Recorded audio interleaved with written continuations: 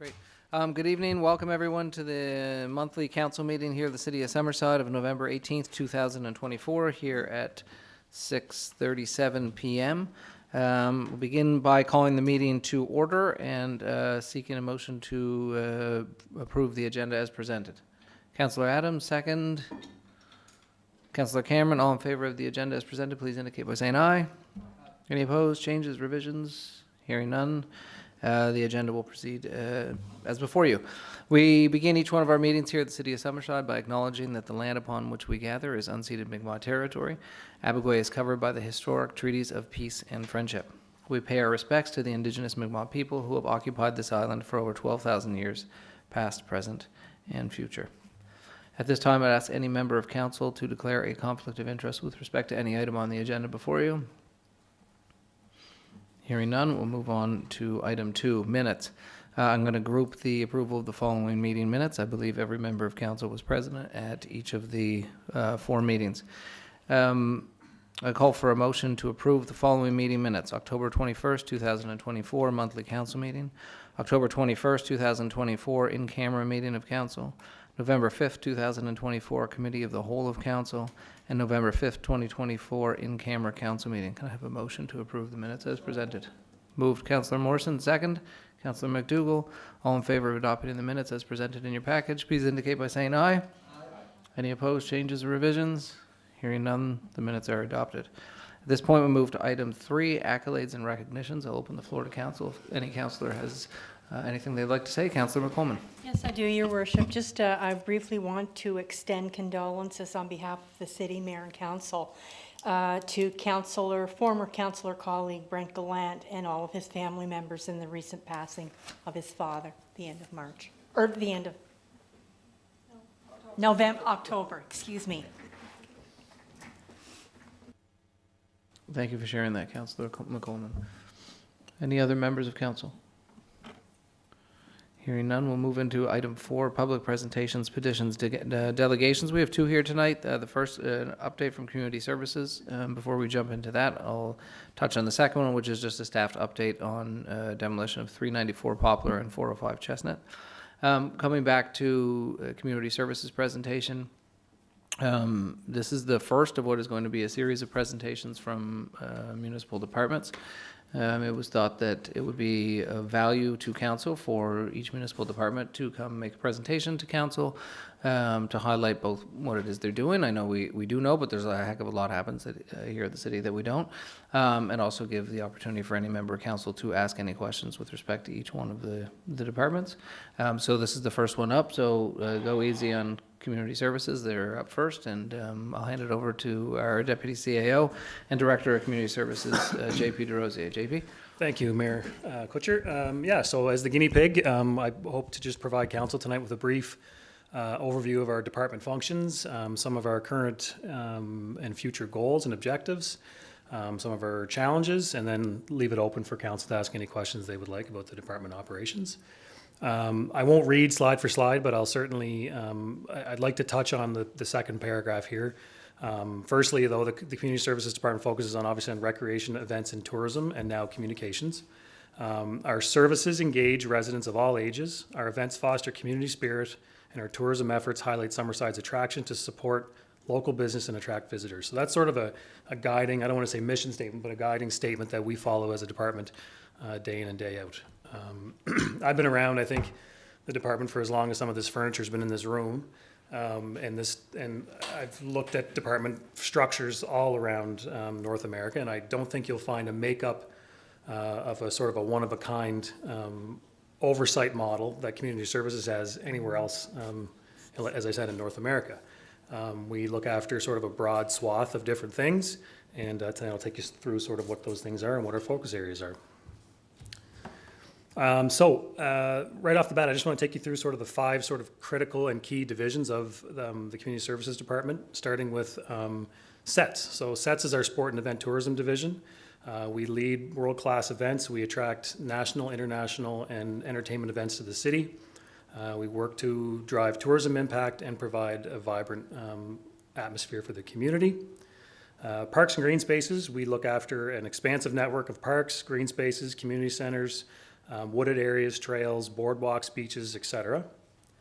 Under the active living header, we look after all of our recreation and leisure services, including programs and activities, community events, outdoor activities, nature programs, camps, PD days, summer fun events, winter activities, etc.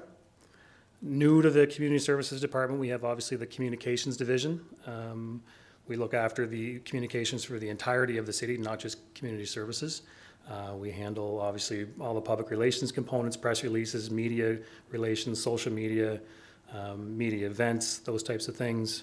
And we're continuously putting more and more work into that division as much as we can. And then lastly, but not least, we also maintain and operate the Credit Union Place, which is our flagship recreation entertainment facility in the city. So as I mentioned before, you don't see too many municipal recreation departments that look after such a broad swath of services. Typically, you would see a management team, a Credit Union Place that's separate from the city, that's board managed, that has a subsidy from the city and operates sort of separate. You typically have different departments or divisions taking on the tourism components. In our case, we look after all of it under one roof. And I think it does work well, and it does present good opportunities and synergies to work together amongst those divisions as well. I just wanted to briefly touch on Credit Union Place, as it is such a large component of what we do. So we obviously have the overarching brand of the Credit Union Place. Most recently, we adapted and included the Credit Union Place multi-purpose dome into our operations. We manage a fitness center, bowling lanes, as you all know, the Veterans Convention Center, and our aquatics facility as well. And the components below that indicate that we operate 7 days a week, 15 to 18 hours a day for 362 and a half days a year. Just kind of indicates our commitment to providing services to our residents as much as possible. Some of our upcoming events.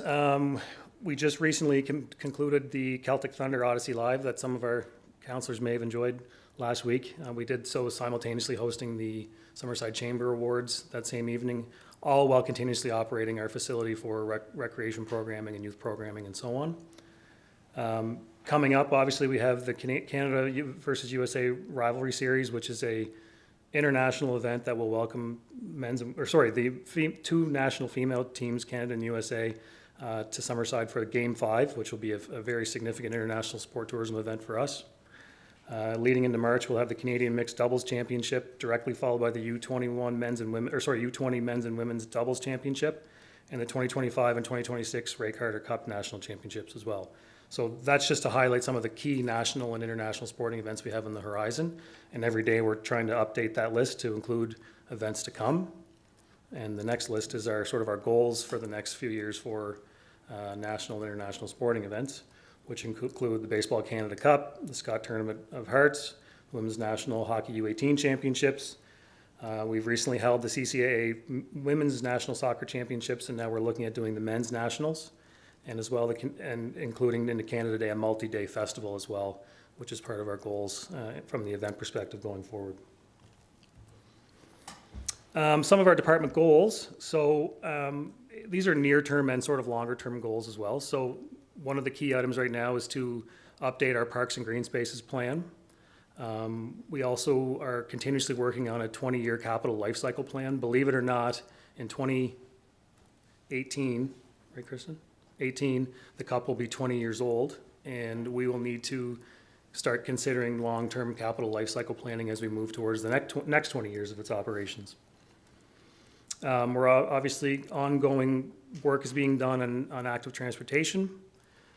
We have a trail reestablishment program that we're working on for the Rotary Friendship Park, and we're also looking at enhanced community programming, and I think you've seen signs of that with our enhanced Yuletide programming, an enhanced Canada Day festival, and as well as our enhanced New Year's Eve events is coming up. Some of the challenges we face as a department, ongoing funding supports at other levels of government to see through some of our goals and objectives. We want to continue to grow, as I mentioned, our enhanced community profile in terms of programming. Funding supports for those tend to be a bit of a challenge for us. We have lots of great ideas and a willing staff and a very skilled staff, but we struggle putting these events into reality without the funds we need to operate them. Sport tourism has been a very important component of our department for over 40 years. But it's also becoming more and more important to other municipalities around the country. And that competitiveness is making it harder and harder for us to attain the national and international events we want. It's a competitive space to play in. It's not a bad thing. It's forcing us to up our game, but it's something that we continue to work as a bit of a challenge going forward. And then the ever-changing and diversification of our programming. So as our community continues to grow, our services are being pulled in different directions.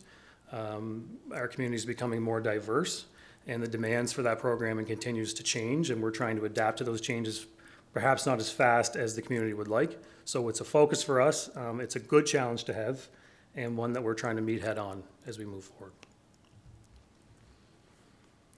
Just some stats about the department. We proudly maintain, and when I say maintain, I mean look after, mow grass, maintain trees and so on and so forth, of 130 acres of parkland throughout the city. Within those 130 acres, we have 24 parks, 14 of which are play parks. We look after 23 kilometers of trails and 18 fields of play or sports fields. The Rotary Friendship Park is our largest park at 53 acres of land that we own, and that continues to grow. And we're very blessed to have such a broad swath of green spaces in our community, parks and playgrounds, and acreage for our community to enjoy. So this is the team that pulls it all together. So this is an org chart that I've been working on for the better part of a decade. It changes often in that we were always trying to align our services to the needs and the demands of our community. But these friendly faces you see here are all the key members of our team that really deliver our core services on a day-to-day basis from a recreation and community services standpoint. They're a very hard-working group of people that are very committed to providing strong customer service to our residents and a high caliber of experience to anyone that visits any of our facilities. Oops. Sorry. I'll get to that in a sec. So I ran through that pretty quickly, but in conclusion, obviously that's a general overview of our services that we provide to the community, our responsibility areas, our team, and sort of our mission as a department. We've put together a 7.5-minute video that we're going to use on our web channels for introduction of all of our management team, what they do. I'm going to put that on our website and send the link around to council because I don't think we have time tonight to sit through the entire 7 minutes, but I just want to advise council that it'll be there. It's a good opportunity for councillors to get on and see and put faces to names and positions and functions and so on and so forth. So, yeah. So I'll turn it over to council for any questions that you may have. Questions, comments from members of council? I just more so have a comment rather than a question. I've lived in multiple different municipalities around Atlantic Canada, and I do think that our community services in Summerside is superior to all. With the amount of things you guys do and the way that the credit union place is run and what we have at the credit union place in the Dome and the programming, I just think that you guys do a phenomenal job, and I think that you probably don't hear that enough. So I do want to say thank you. I would agree 100% with Councillor Cameron,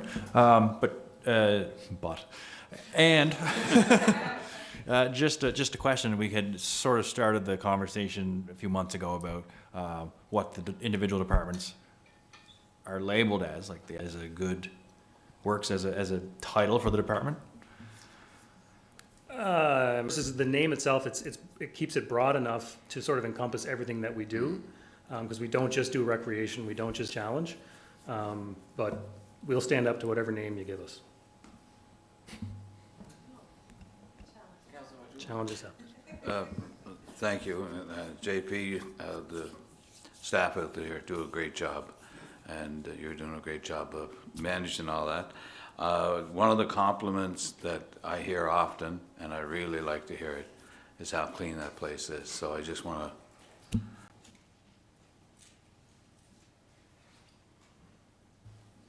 Councillor McColeman?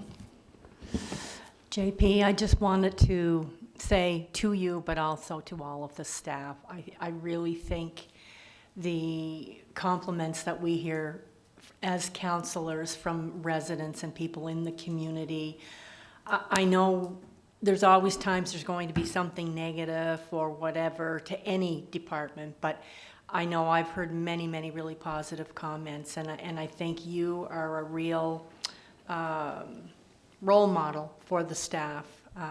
They see you doing and being involved and organized and whatnot, so I just want to thank you for doing that kind of work, but you also take the time to listen to people, and I think that's really important, so thank you.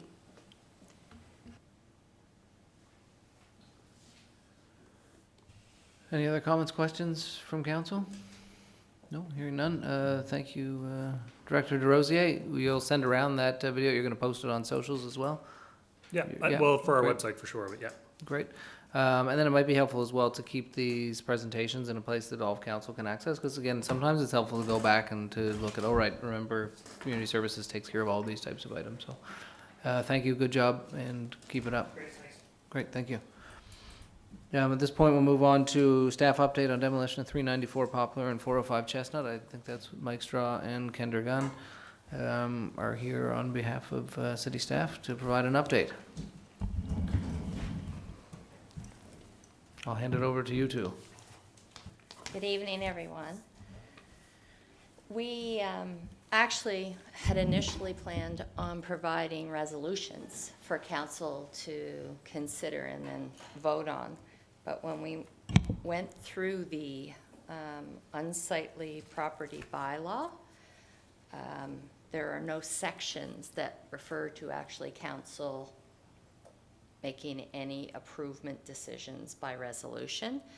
I think what we were thinking about, or people were thinking about, is the previous bylaw, which spoke to when decisions were being made on orders for cleanup or demolition or whatever, that went to council as in the form of a resolution for voting on.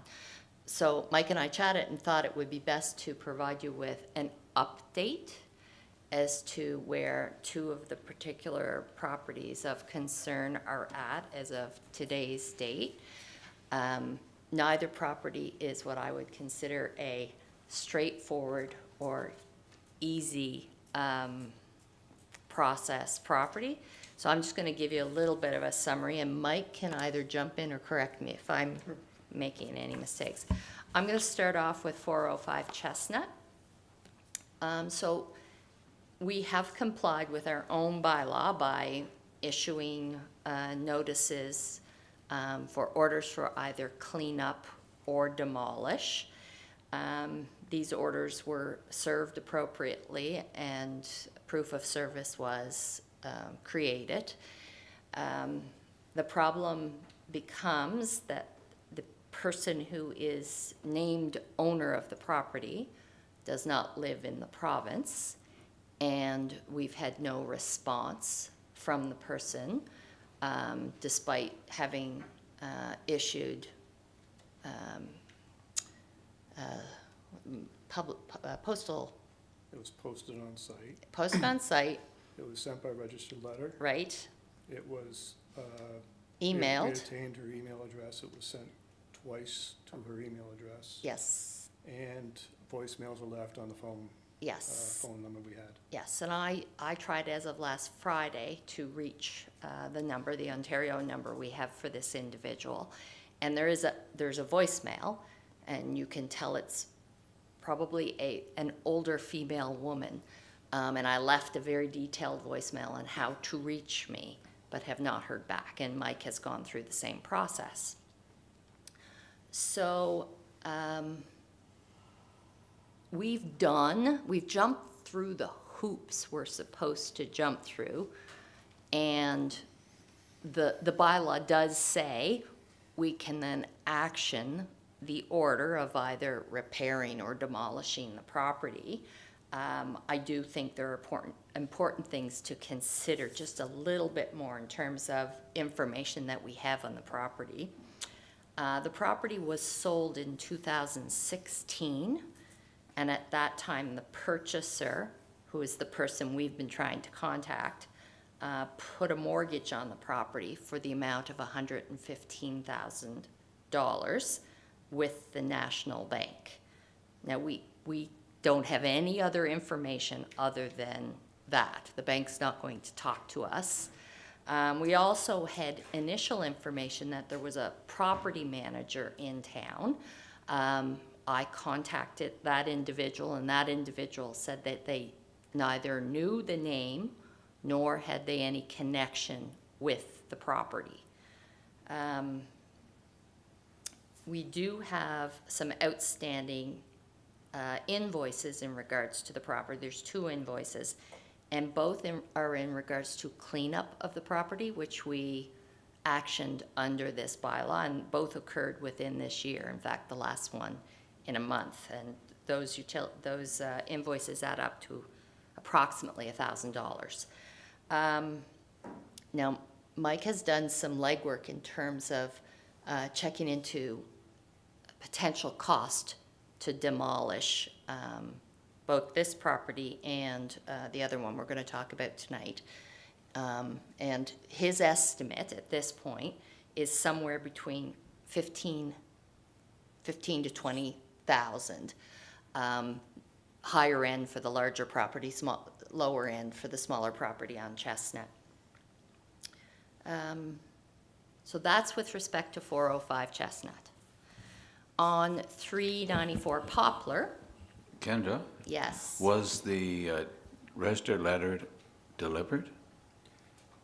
It went to the point where notice was left, and it was never picked up, Okay, or it hasn't been picked up. So they've obviously tried to deliver, okay, and you can see that in the printout from Yeah. Canada Post. yeah, no, you hadn't finished that part, so I wasn't sure or not, so thank Yeah. you.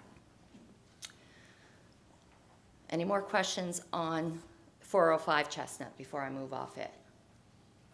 Just curious, so you plan on talking about both and then giving us, There's no end then, but if you want to discuss, we kind of felt it was important to bring the information to council, even though there's no aspect in the bylaw that seeks a resolution from council. so just on that, so we hear all the information tonight, how do we proceed to get these rectified? Well, the Staff are gonna city- ask direction yeah, for staff how you will- want us yeah. to proceed. Okay. Staff will be We're given just saying we direction. don't- Right. We do not need The a- need for the resolution is not there under the new bylaw. Okay. Then there's my mistake, but we're not gonna spend $30,000 or $40,000 unless council says proceed. You were scaring me just a little bit there at the start. Listen, it won't be my decision. I want you to have all the information that I have. So on 394 Poplar, the owner of that property has gone through bankruptcy. There's a mortgage on the property in excess of $220,000. Council for the bank initially advertised the property for mortgage sale, but later canceled the sale when they found out how much it was going to cost to demolish and the potential value of an empty lot, the cost of that. It didn't look like they were going to be able to recoup their losses.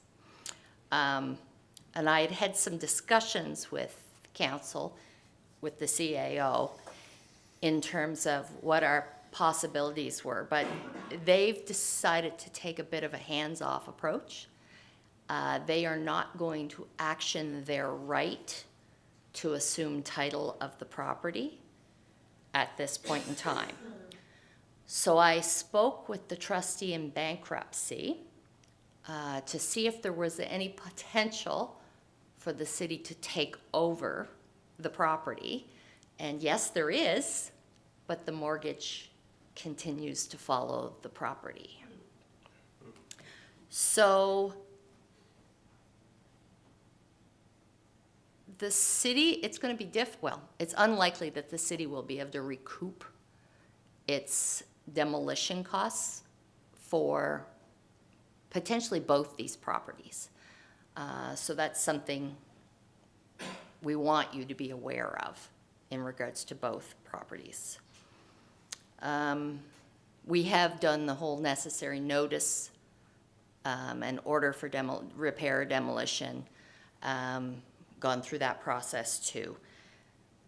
So that's kind of where we are at with respect to 394 Poplar and 405 Chestnut.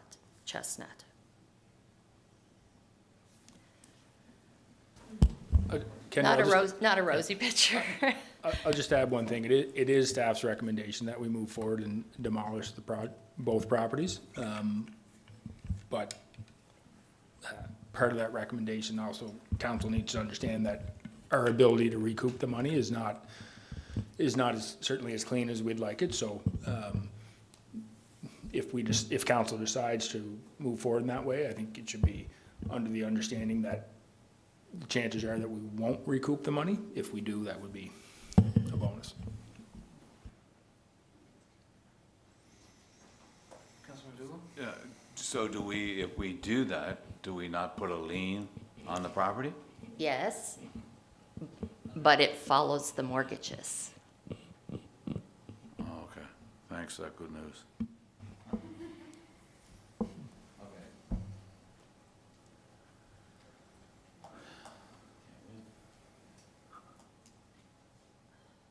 Just a comment, really. I don't imagine either one of these owners will ever be, I mean, one of them's in Ontario. I just hope that as a city, we don't ever give either one of them a electrical hookup or a sewer hookup or a bowling pass ever again. Like, it's very frustrating when we can't do anything. And to demolish or repair, to have to be stuck with that bill, it's just very frustrating, and I hope we don't ever cater in any way to either one of these owners again. Unless they pay up.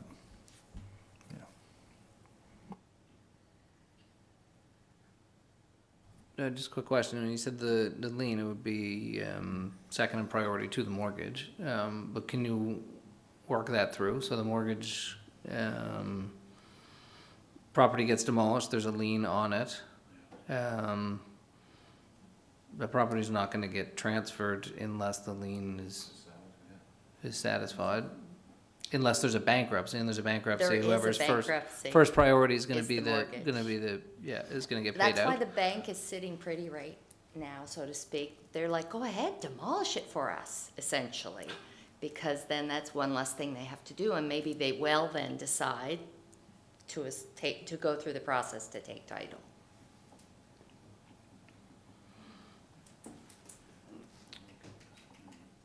Yeah, my other comment here is I think there's still a couple others, right? There's one on Notre Dame that's in a similar process, as far as I understand. There's the one on the street that is unnamed, or road, lane, above Frank Mellish. That one proceeding? Being demolished today. That one is being demolished? Yeah. Okay, so it's coming down to one shingle at a time company isn't doing great business here in Yeah, Somerset. and the city's not doing that one. Okay. My only question, look, if we don't demolish, that sends a signal to others and a message to others that that's okay, and those properties are gonna continue to remain, and I think we've seen those across our city. Those negatively impact property values and community, and we also have a bylaw in place, so. Those are my only comments here. No? Anything else you want to- Yeah, sorry, just one more question. The bank has released all, what did you say? No. No, what did you say? They've chosen not to take the next step to assume title, which Okay. will cost them more money to go through to Because if they get title, they have to tear it down. correct. Yeah, okay. We did offer to potentially negotiate the changing of hands of the property, kind of in exchange for the fact that if we demolish them, we could sell the property and recoup our losses. And, I mean, she committed to saying that she would take that to her client, but we haven't heard back.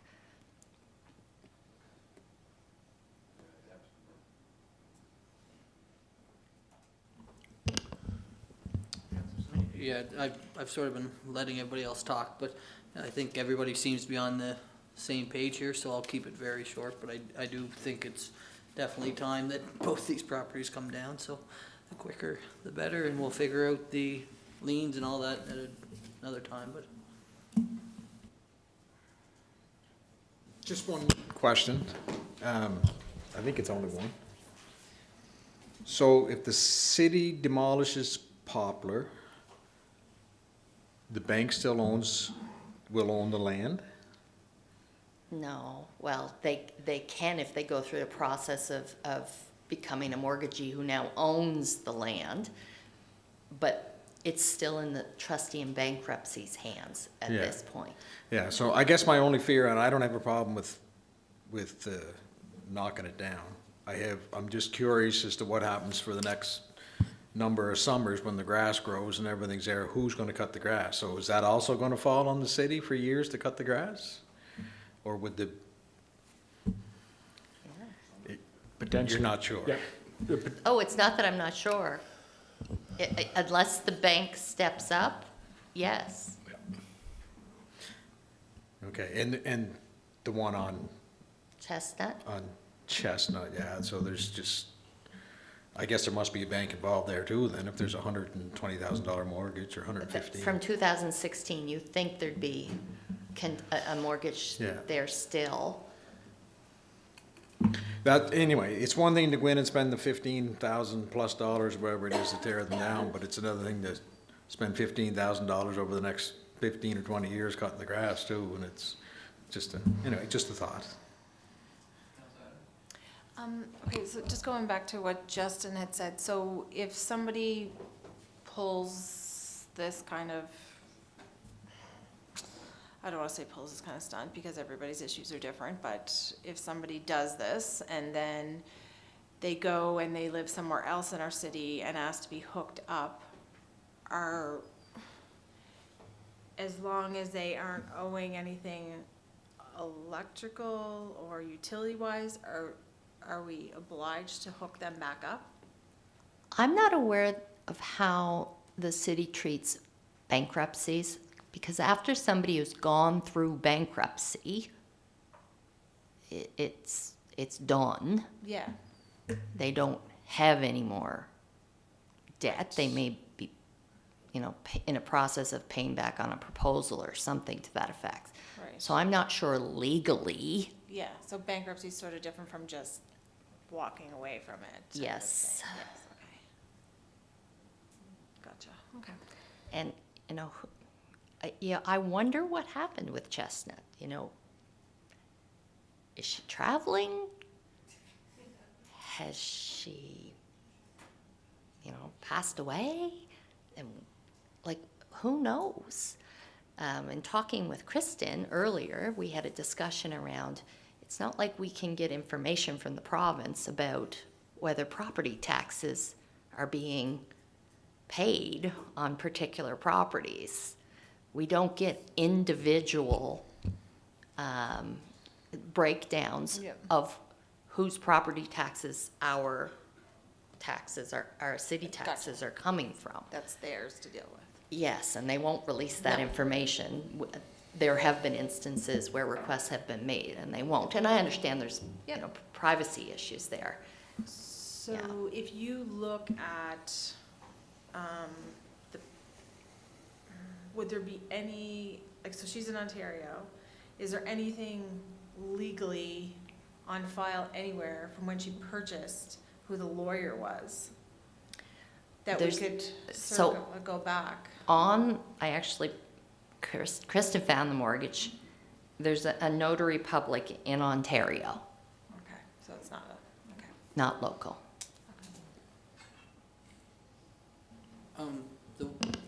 Just to remind everybody, the one on Chestnut's been vacant for a number of years. I think the owner at one time might have inquired or was asking about demolition type stuff of that property. So it's not that the person doesn't know what's going on. I think we're maybe giving a little more credit that she's traveling or whatever, but I'm, to be quite frank, I think we're talking this to death and we should just proceed and get it done with. I just have one, Councillor Ron?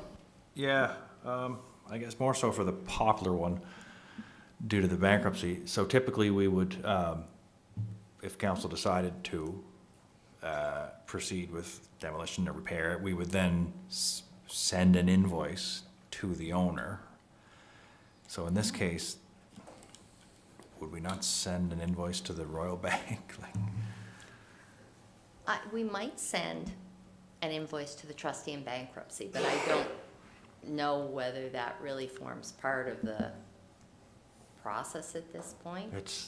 It seems like a loophole that we're on the wrong side of, and it's very unfortunate because anything we do is going to be on the taxpayer's dime, and that's not fair, yet it's the taxpayers that want these things gone. Like it's a deep, dark loophole that it's very frustrating to be down. Definitely not straightforward, for sure. Has staff explored the possibility of expropriating the properties because would compensation with respect to expropriation clears title? I have not thought of that. That would get you to clear title and then the city would then be able to demolish and then sell the properties. The one thing I would think of there, having kind of come in at the tail end of a recent expropriation, is any fees or legal fees associated with the city would essentially bear the top of. So we might then be tied into the mortgage in some way, shape. I'm saying that without knowing, but that's kind of where my head goes. Because with expropriation, it was, a scenario where we did end up having a kind of a pay for the cost of the land plus the legal fees of the other side.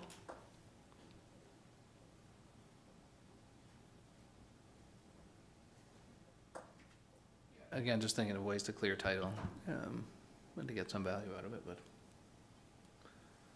but. Any other comments, questions from council? General indication, and sort of trying to read the room here, I'm getting the impression that council wants to provide direction to pursue the demolition. Is that incorrect? Is there any member of council here that thinks we should not proceed at this point? I thought staff recommended it.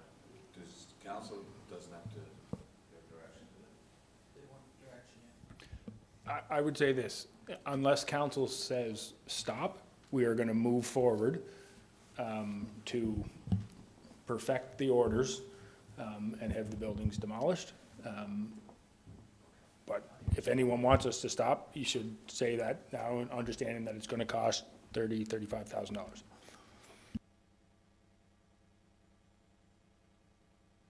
Okay, yeah, the silence is the answer. And keep exploring any opportunities that you have in terms of recouping value for taxpayers, because it's always frustrating if large banks are walking away from this. Bankruptcy is a bit of a different situation, but thank you, Director Gunn. Thank you, Mike Straw.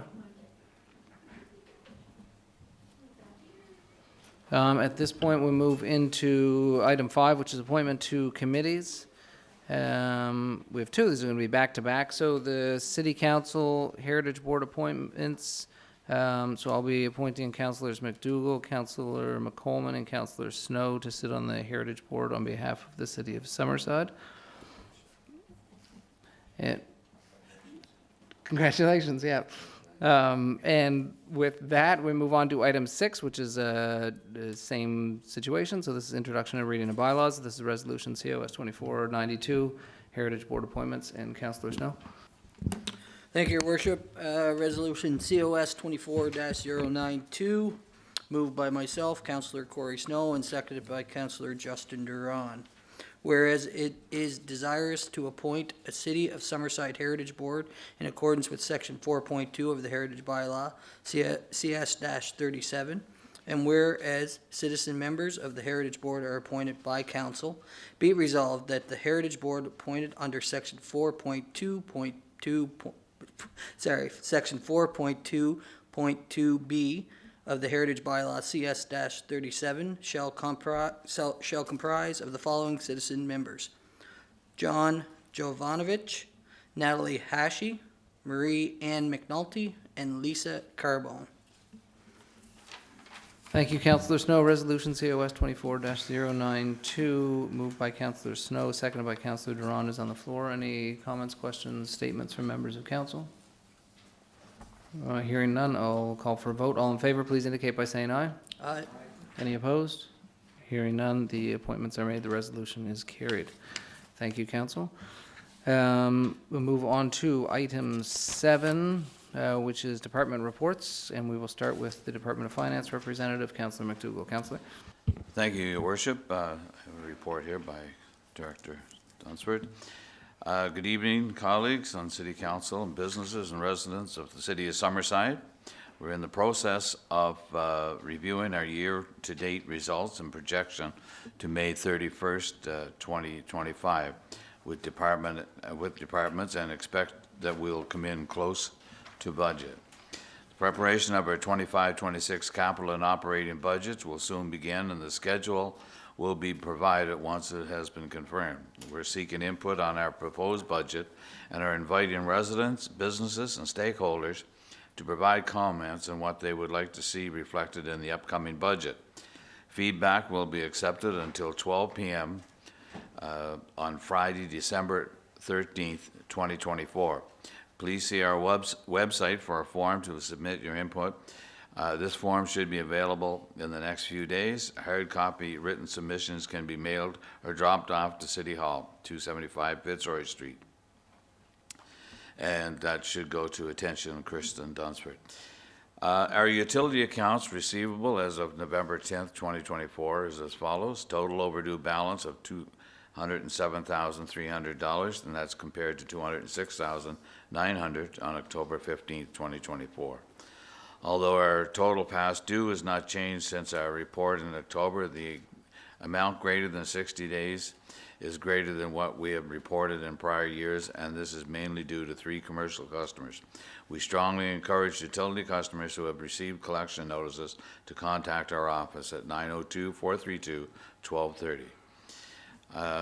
Or you can email customerservice@summerside.ca to address these past due balances and avoid disconnection of services. Thank you for the opportunity of this report. If there's any questions, either I can take them or our Director of Financial Services is here too. Thank you, Councillor MacDougall. We'll now move on to Arts, Culture, and Diversity representative, Councillor McColeman. Councillor? Thank you, Your Worship. Good evening to my councillor colleagues and the general public who may be viewing this presentation this evening. I'd like to thank Director Laurie Ellis for preparing this public report. And tonight's report captures some highlights of Culture Summerside's activities from mid-October to mid-November period. In the area of public art, a new 13-foot by 17-foot mural entitled "The Irony of History" was installed on the side of the Summerside Seafood Supreme building. This installation was made possible through a partnership with the Government of Prince Edward Island, the City of Summerside, the Acadian Museum, Centre Belle Alliance, the Société Internationale Verita Acadie, and members of the Acadian community. An 8-foot by 16-foot mural was made through a program called Create to Get Closer program, where 300 school children from Accolades and Parkside jointly created a work of art. This piece will be installed in the near future. The City of Summerside partnered with the Department of Education and Early Years on a new public art initiative that lit up the downtown core on October 19th. The project, Luminaire des Îles, Francophone Art and Culture through Projection, brought art to life with projections and lasers cast onto the Holman building like a large outdoor canvas accompanied by a musical soundscape. More public art initiatives will be announced in the coming weeks. The Summerside Interpretive Center was opened on November 11th to view the profiles of over 200 men named on the Prince County Soldiers Monument erected in 1922. following the Great War. The profiles have been researched by staff and volunteers of the McNaught History Center and Archives. Archival staff were available to answer questions and share with the public the exhibit making the 100th anniversary of the Royal Canadian Air Force. The Christmas program being worked on right now by Culture Summerside is fine-tuning the details of its 2024 Christmas program offerings. In addition to the magic of art of Christmas, an awe-inspiring exhibition that celebrates the history of the long-standing tradition of the Christmas tree, our archival staff are curating a Christmas card exhibit at the McNaught History Center that highlights Christmas card designs and messages from our archival collection. Culture Summerside has partnered with Community Services and other community partners for the 2024 Summerside Yuletide Festival. Special program opportunities at our historic sites are being developed specifically for that event, and many of these programs will be posted online through the City of Summerside when they're available. And that concludes the report. Thank you, Councillor McColeman. And with that, we'll move on to Representative for Technical Services, Councillor Drone. Thank you, Your Worship. A couple of city-led projects are still underway. The East-West project will continue so long as the weather holds, and it will then restart in the spring. The active transportation job on Pope Road is progressing well. Half the path is complete, and the rest is expected shortly. The traffic signals at Greenwood and Pope will be operational when the traffic poles arrive and get installed, as these were very long delivery items. The prep work for these has been completed. The sewer main project on Duke Street, as well as the sewer main work along Mackenzie, is completed. Sidewalk replacement is complete. Staff are working on the capital budget items for consideration for next year and are currently rating all the streets in the city. The planning and development staff continue having discussions with numerous developers who have development plans at various stages of development.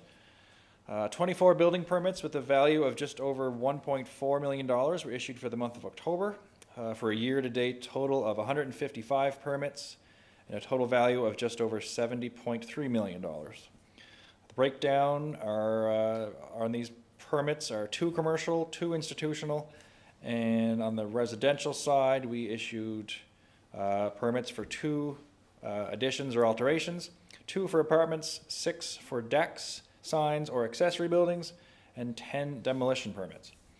The new road opposite Roy Boats is still progressing, and work at the Granville connection is underway as well. Street construction continues for the new health center and the 89-unit building off of Granville. And as we mentioned, developers are stopping in and speaking to staff for assistance with their proposed projects for this year. And now is still a great time for our citizens to ask for assistance as well for any projects that they may have planned for the fall. And thank you to Director Aaron McDonald for preparing the report this evening. And I have one more, just a little tidbit. I'm waiting. I don't know what you're standing there for. I know our next monthly meeting will be, I believe, after this airs. So just wanted to let everyone know that I will be traveling to the other city tomorrow evening to participate in the Christmas Daddies telethon that they're taping tomorrow, but it airs Saturday, December 7th on CTV. So if anybody's looking for some entertainment on Saturday, December 7th, it won't be me entertaining, but it promises to be an entertaining show from 11 to 6 on CTV. So look forward to going and meeting Jimmy the janitor. Yeah. That's all I got now. Thank you, Councillor Duran. With that, we'll move on to Representative Deputy Mayor Snow for Economic Development and Growth. Thank you, Your Worship. The following is a brief update from the Office of Economic Development. We have officially completed our 4th triage business retention and expansion survey. The original survey took place during November 2018.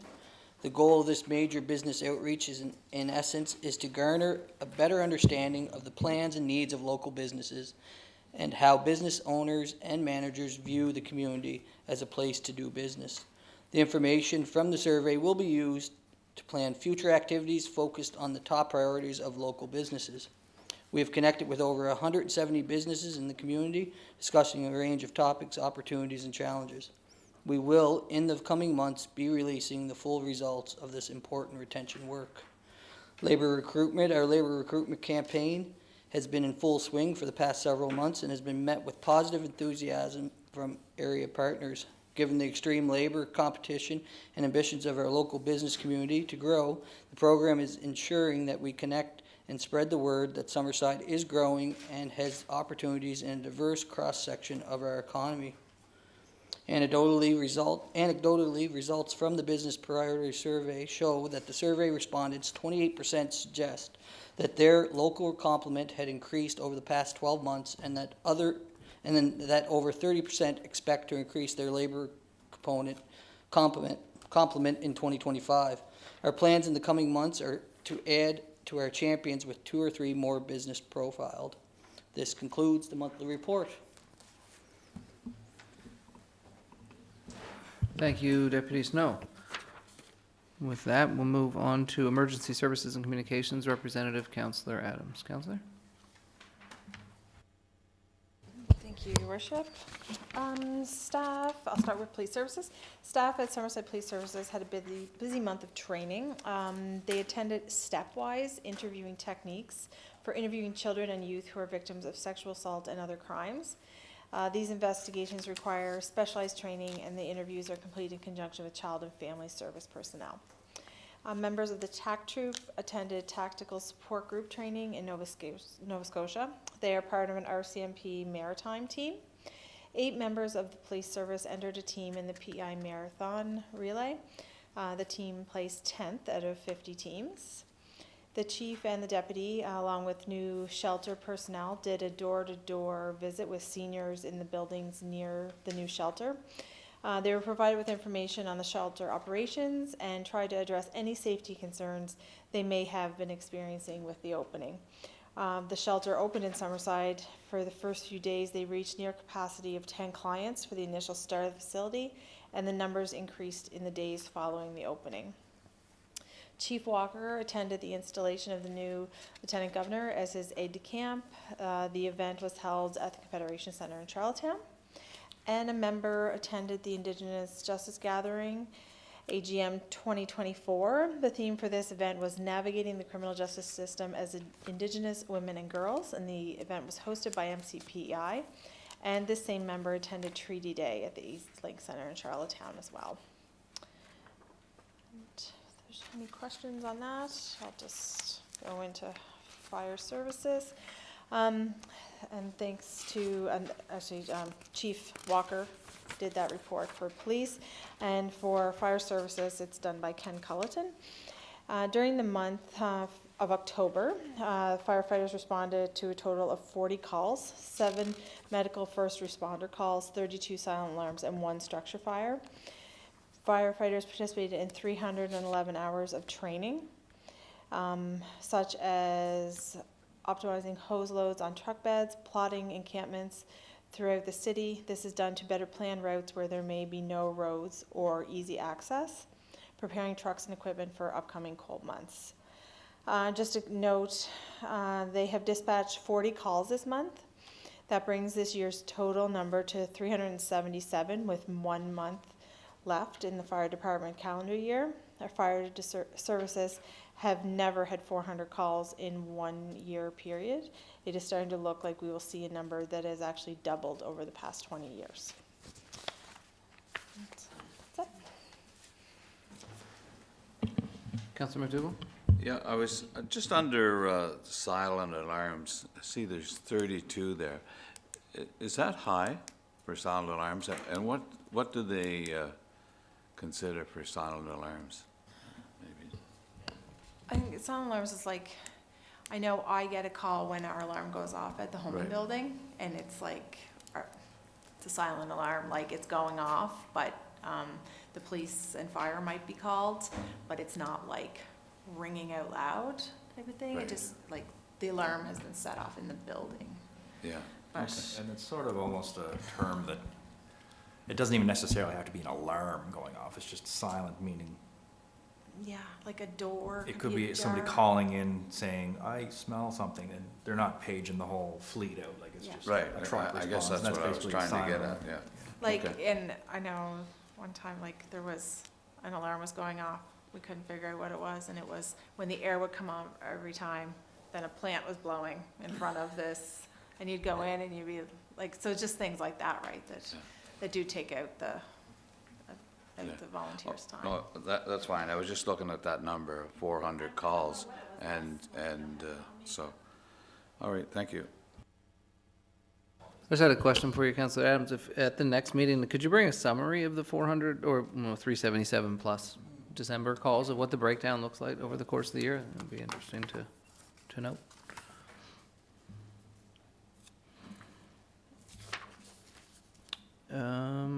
With that, we'll move on to Representative Councillor Morrison for Community Services and Tourism. Councillor? Thank you, Your Worship. The Dome has been busy hosting user groups and birthday parties. Staff are preparing for a busy winter at the facility with programming and bookings from various user groups. October was a lively month for active living. The division hosted 2 weeks of daily Halloween programs, which were a big hit with the community, culminating in our annual family-friendly Haunted Dome event. Staff also ran another successful PD day camp and have 3 more planned for November. Looking ahead, staff are gearing up for an exciting lineup of active winter programs set to launch in January to keep everyone active and engaged through the season. In October, the pool welcomed 15 participants to our sensory swim sessions. On October 19th, the Dolphin swim team hosted a development meet, bringing together 4 other teams for the event. Additionally, Aquafit saw impressive participation with approximately 1,200 attendees throughout the month. In October, staff facilitated 58 conference room bookings for diverse events, including the Maritime Chess Festival, Summer Con, the Lifehouse Gala, the Fundamental Baptist Church Conference, a Greater Summerside Chamber of Commerce gathering, and the City of Summerside by-election. Additionally, many regular clients have held meetings and training sessions throughout the month. At the box office, staff managed 3 Summerside Western Capitals home games and continued ticket sales for Celtic Thunder.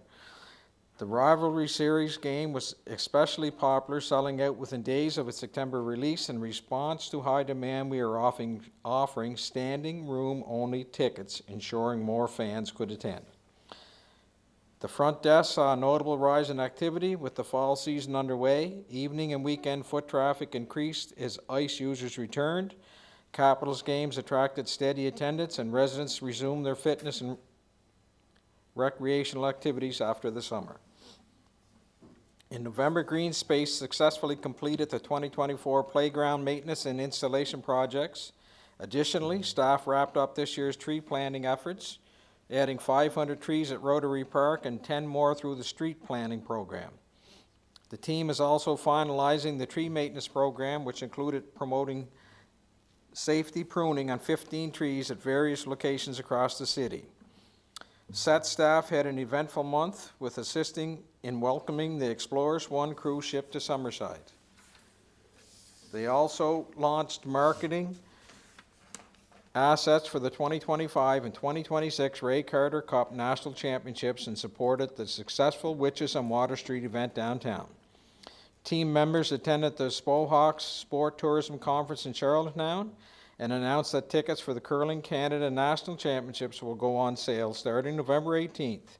Additionally, they reported that once again, standing room tickets remain for the Rivalry Series. As we head into the holiday season, SETs are finalizing plans for Yuletide Festival and New Year's Eve celebrations. They also attended meetings with Hockey USA and Hockey Canada in preparation for the highly anticipated Rivalry Series. And I would like to thank Deputy CAO and Director JP for that report. Councillor Snow? Thank you, Your Worship. I don't know if people realize the amount of stuff that happened just even this past weekend at Credit Union Place. So Thursday night, there was Celtic Thunder, the chamber event. Both those things were packed, which meant they had to lay flooring on the ice. The next day, hockey tournament started early, which had all the hotels in Summerside sold out, and the other hotel connected to Credit Union Place, it was sold out because the Union of Public Sector Employees held their convention at Credit Union Place this weekend.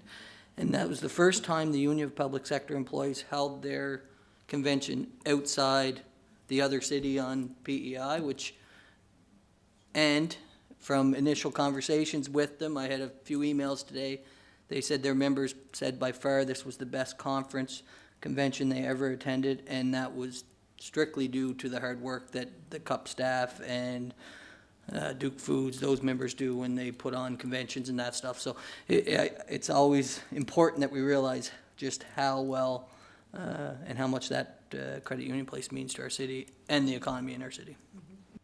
Yeah, and I thank you for that. And the staff there is amazing. And one of the big thing is to get people. I mean, the facility is extremely busy, and we have extremely amazing staff, and it's well run, no questions. And every time we can get a new user group to use that facility, you'll often hear the same things, and we can get them to come back. And they also sell it to other people and say, my God, it was amazing. I went to Summerside and everything was perfect. And I don't know where you can go in Atlantic Canada, or for that matter, anywhere, to have that facility with so many things you can do. But I mean, you can stay there, you can entertain there, you can watch your kids. Like, it's just a perfect setup. And once again, it's been said numerous times, you know, if you walk in that place today, it's as clean today as it was in, I believe it was 2008 when it first opened, or in different stages. But anyway, it's amazing, and it's just a real credit to the staff that are there and the people that look after it. Thank you, Councillor. With that, we'll move on to Representative Councillor Cameron for Governance, HR, and Legal. Councillor. Thank you, Your Worship. Staff continue to assist with the hiring of staff at the Credit Union Place into part-time and casual positions, and in particular, the front desk, bowling alley, arena, active start programs, and aquatics department. So if you're looking for a part-time job, the pool's great. I go there often. Staff organize job postings for a wastewater treatment plant operator, a customer service representative for municipal services, and a planning officer. The annual Coats for Kids campaign saw 6 garbage bags full of donations from city staff, so that is well done. There's a mention of Halloween, so I couldn't skip over that one. Halloween programming saw 6 pumpkin decorated.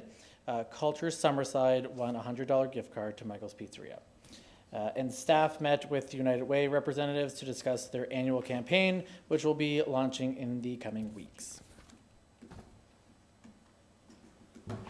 Thank you, Councillor Cameron. Councillor Trenholm, representative of Municipal Services. Sure, thank you, Your Worship. So yes, the water supply wells have begun their annual chemistry samples taken this month as part of the Safe Drinking Water Program for the city, to ensure that water supplied to residents are within safe drinking guidelines. No issue was identified. Road signage throughout the city is getting more attention this month for signs that need to be replaced. There's graffiti, they're faded or damaged or missing. The public is reminded that any signage that is seen that is damaged or missing to report it to the location and the sign type, and just call the main reception at 902-432-1268. During this time of year, many rainy events will cause more sewer calls to improperly working sewer piping systems from homes and business. The public is reminded to follow the instructions sent from the bills for the sewer backup procedure, or on the city website, or, you know, stick those magnets to your fridge, as I think we all do. The new utility digger derrick line truck has arrived this month to replace the old digger derrick. I don't know why when I read that, I just want to laugh my head off. But, so much so that I had to send the director an email and said, how old is this truck anyway? But anyway, it's apparently 12. But anyway, the new truck has taken 2 years to deliver, and it cost $500,000. So I think we should pay attention to those utility digger derricks. So the truck will assist the utility in ensuring timely infrastructure maintenance and development construction for the city of Summerside. The new circuit to feed Water Street East has been underway since October and is expected to be completed by the end of June 2025. Water Street East until year-end may experience some traffic disruption as poles are being installed and wiring is being constructed. And lastly, the new community support housing on East Drive by the Boys and Girls Club in partnership with the city is being permanently electrically serviced this month. And again, much appreciation to the Director, Greg Goody, and I will be meeting with Greg this week, so I'm excited. Thank you. Thank you, Councillor. With that, we're going to wrap up, and I will adjourn our council meeting. Have a wonderful evening, everyone, and a great rest of your week.